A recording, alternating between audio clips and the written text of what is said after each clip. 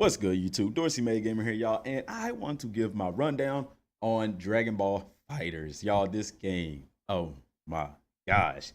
Playing the beta was amazing. Now, I know the second day of the beta, for open beta, basically, if you didn't have early access, was riddled with server issues, and a lot of people were getting upset. Let's set the record straight, y'all. It is a beta. It is not intended for you to it's not a demo, it's a beta, meaning the point of it is to test the servers. So if you're one of those that were complaining, oh my gosh, this game sucks, the servers are crap, dude, it's a beta. That's the reason for the beta. They caught it early, thank goodness, so that they can fix it. Not only that, but they've announced that they are going to do another 24-hour beta before launch. And that's a good thing because whatever they're working on with the servers between then and now, they'll get to test it out once more before launch. I'm not so much concerned with the servers around launch because I know a lot of us are going to be, in practice mode, in story mode, things like that for probably the first day or so. But you're going to have those hardcores that are going to jump straight into online play, given all the characters are unlocked. But I digress. This is the good, the bad, and the ugly. So the good, there is a ton of good in this game. From playing the beta, the combat system is very smooth. If you are a beginner, you will be able to pick up this game and play it and do well against other beginners. Yeah. Good luck trying to fight somebody. Well, you know what? I'm not going to get it. That's going to be part of the bad, the good. We got to stick with the good. Let's stick on track. The combat system is very easy to use it for beginners. And the good thing about it's complex for those who want to become skilled fighters in the game. And that's very difficult to accomplish in fighting games. And you have to credit Arc Systems for doing this and being able to do this. Also, the animation is on point, man. I mean, it looks almost as if you're watching the anime. And there's different cutscenes in the game, depending on certain things that you do. For instance, ending the game, with a level 3 attack, or what a lot of us are familiar with just calling an ultimate attack. Also, playing against certain characters can trigger certain endings as well as intros. And it's something that when you see it, you don't want to skip it. You want to watch it. And it's amazing. Arc System has done a very good job also of capturing the essence of each player's individual fighting styles. I mean, for instance, if I'm playing with Goku, it feels like I'm playing with Goku. If I'm playing with Vegeta, Frieza, Gohan, I mean, it all feels like I'm playing with those characters. For instance, Gohan is not a distance fighter. If you watch his fight against Majin Buu, Super Buu, it wasn't a very distance fight. It was very close up. Even if you watch him now fighting Super, he's not a distance fighter, and that's how he plays in the game. Also, as like Vegeta, for instance, Vegeta is a distance fighter. He does a lot of ki blasts. He does a lot, yeah, stuff like that, and that's how he plays in the game. Although he can get up close and personal, as can Goku. It's very, very unique, and it's very fun. Now, I started out playing the tutorial, of course, and I was going through it, and I found out how to combos. I was like, wow, man, this is pretty simple, For those of you transitioning from Xenoverse and other older Dragon Ball games where you're just basically tapping the square button, tapping the triangle button, you'll get used to this system, but it won't last. The system is set up to kind of ease you into it, and then like I said, if you want to stay in that ease of play, you can very well do that. But if you want to go to a deeper level, more skilled tournament style, competitive style, then you can do that too. And it is so amazing. Now, the cutscenes are phenomenal. When you're pulling off a super, it feels like a super. When you pull off an ultimate, it feels like an ultimate. And when you get the different endings, like destructive finishes and things of that nature, it is something that you are going to watch and not get tired of every single time. It is utterly amazing what they have done with this game and capturing the essence of Dragon Ball. So I cannot wait till the full game releases so we can see all of these things in action. Now, stay tuned to the end of the video as I'm going to give you a couple of tips that can help you better prepare. Now, for the bad, in my opinion, honestly, there isn't a lot of bad. The main bad things that I've seen is for people transitioning from other Dragon Ball games to this game. like I said, the combat system is easy to learn. It's easy to jump in and play the game and enjoy it and pull off some of the great stuff in the game. However, the bad would be when you go to online play. See, because when you jump in the tutorial and stuff like that and you're doing these things, it gives a sense that, oh, this is easy. I can do this. I'm going to enjoy this. And then you hop into competitive mode against somebody who's clearly been practicing on their skill and you get Yamcha'd. Yes, I'm not going to say you get wrecked. No, you get Yamcha'd. Exactly. That's exactly what happened to me. That's exactly what happened with a lot of people. And it clearly opens your eyes to see that, wow, there is so much depth to this game. So it's a good thing, but it's also a bad thing because I can already hear people complaining about a lot of things just simply because they're not used to that level of skill. But like I said, it's not really a bad, but it's a bad. It's a bad for those individuals. It was a bad for me, but I looked at it and I was like, wow, this is pretty awesome. I am going to enjoy getting into this, you know. And I guess to backtrack, or you know what, I'll save that for a summary. The ugly. What is the ugly? Like I said, there's not a lot of bad so far. I didn't see a lot of things. I didn't have a lot of server issues. However, playing against somebody who did have server issues, you know, you might get a couple of fights that drop. So as far as the bad goes, really just transitional things that players who aren't accustomed to fighting games and how fighting games work will have problems in this game, and it could ruin the experience for them. That's a very bad thing. So I got a tip for you at the end, so just stay tuned. Now the ugly, the UGLY, you ain't got no alibi, you ugly. As far as the game goes, I didn't see anything ugly.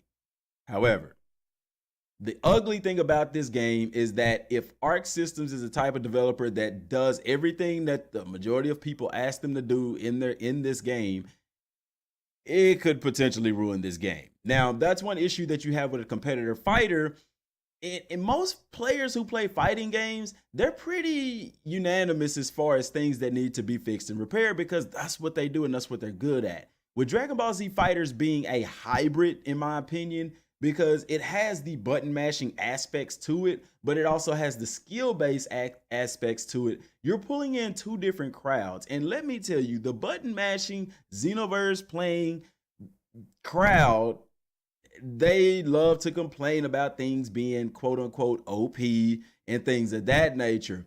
And it scares me. It terrifies me because to me, in my opinion, this game is good. Could it be better? Yeah, every game could. But I can already see it from other games, the crowd of people that would come in and complain because they're getting wrecked constantly online and things of that nature, complaining that this move is overpowered or this move is overpowered or things like that. I literally saw somebody complain because somebody else was blocking too much. Bro, it is a fighting game. Do you not watch Dragon Ball Z? They block a lot. They don't just sit there and let people wail on them. And that's part of the ugly too, is the transition. Because when I play Xenoverse 2, y'all, I don't really block that much. It's pretty much all attack and dodging and things like that. And so getting into this game, that transition of going from not blocking a lot, you get wrecked pretty quick. You're going to have to learn how to block if you want to be good at this game. But like I said, it's ugly in my opinion because I can see people trying, desperately, they're getting beat online, and the first thing they want to do is complain about this being OP and that being OP. Playing with Goku, for instance, with his instant transmission Kamehameha, as well as his instant transmission level 3 attack, I can see people complaining about that. And the reason why I'm saying this is ugly, because like I said, if you learn the game and you have skill with the game, then those things aren't a concern because you can combat them. But it's because the game is so good towards two different aspects of crowds of gamers that you're going to have that crowd that's not used to fighting games, getting used to fighting games, but complaining about things that if they just take the time and learn the skill of the game, they can counter these things. Also, server issues. Server issues are always a thing whenever you're playing online games. I'm not upset with Bandai about their server issues. However, frame rate issues in the game with somebody you're playing against that has a bad connection, that is what's bad in the game. But luckily, when you're picking a fighter, you can pick somebody, when you're doing a match, you can pick somebody that has internet connection. So that's not really a bad thing. You can actually pick if you want somebody to only have good internet connection. That is a great job by Arc Systems and Bandai to implement that into the game. So it's a ugly, but it's not really a ugly because if you don't have good internet connection, good luck trying to find somebody really good to play with that, because a lot of the good players, they're going to be playing on good internet connection because the lag will hurt you. I had a match where the guy I was playing against, internet connection was not good and the lag was atrocious. It was appalling, and it throws the rhythm of the game off, So that is a big issue for me. Not a lot of bad, not a lot of ugly, but the uglies, although they're not big in number, they can seriously affect this game. Y'all, I implore you, if you are coming from Xenoverse and like me, coming into a fighter, I've played fighters. I've played Injustice, Mortal Kombat, Killer Instinct. I like them. I really love Killer Instinct. But I'm telling y'all, get to know this game. It is a fighting game. It is not like Xenoverse 2 where you're gonna have to learn how to block. You're gonna have to learn how to counter. You're gonna have to learn how to plan on the fly. Do not let that ruin this game for you and then turn around and ruin the game for other people by complaining and trying to get them to change stuff that doesn't need to be changed if you just simply take the time and learn how to do it. You get what I'm saying? Now, some tips going forward, especially for those of you who are transitioning into fighting games. Learn from your opponent. Don't be afraid to go online and get beat a bunch of times. It's gonna happen to a lot of people. Not everybody's just super talented. It took me maybe 2 or 3 matches to get used to things, but once you get a feel for things, embrace that. I was going against a guy, for example, that had his BP at the time was like 85,000. Mine was only 45,000. I won. I played the number of matches that I had played. I think I had played 25 at the time. He had won that many matches alone.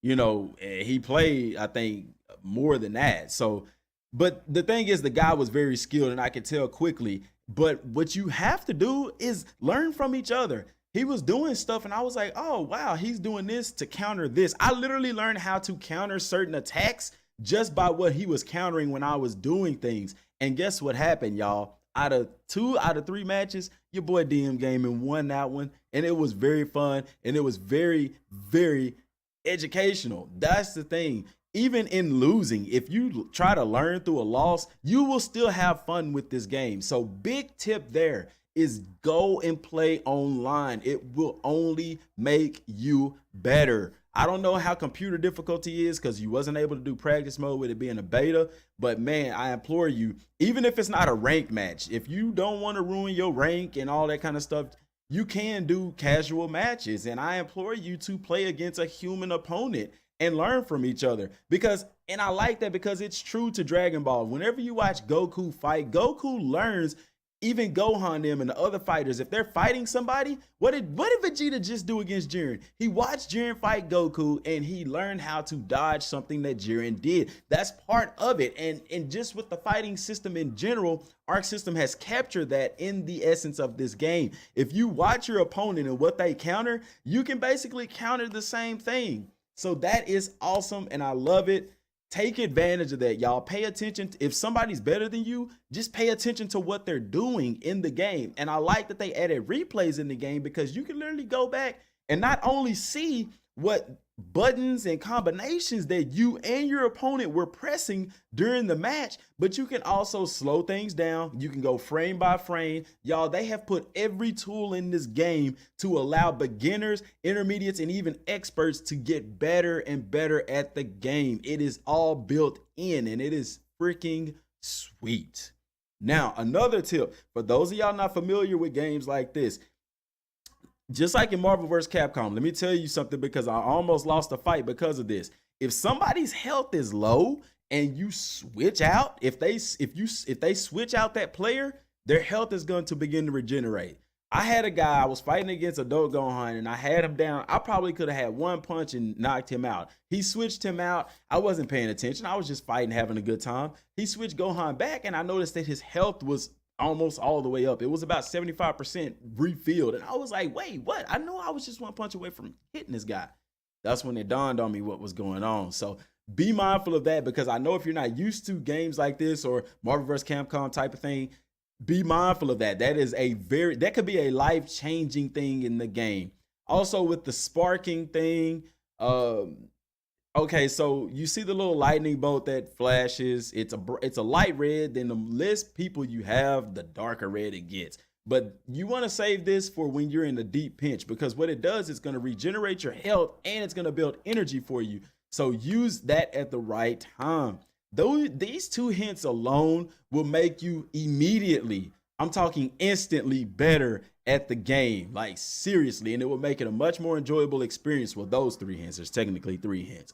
And I'm going to do a separate video on tips and tricks on things that I've picked up from the game that can help. And I'll go more in depth on these 3 tips as well. I just wanted to throw these in there for my boy Lonnie, because I told him that I would. Lonnie, get it with it, man. But y'all, it is a good game. I'm excited about it coming out. Don't forget to watch the video on the giveaway, y'all, because it is still going on, man. And I know a lot of people are going to like it. Like I said, don't forget about them doing another open beta. You want to get in there. You want to play this thing. This game is going to change lives. Yeah. But that's all I got for right now. I appreciate y'all for watching. Till next time.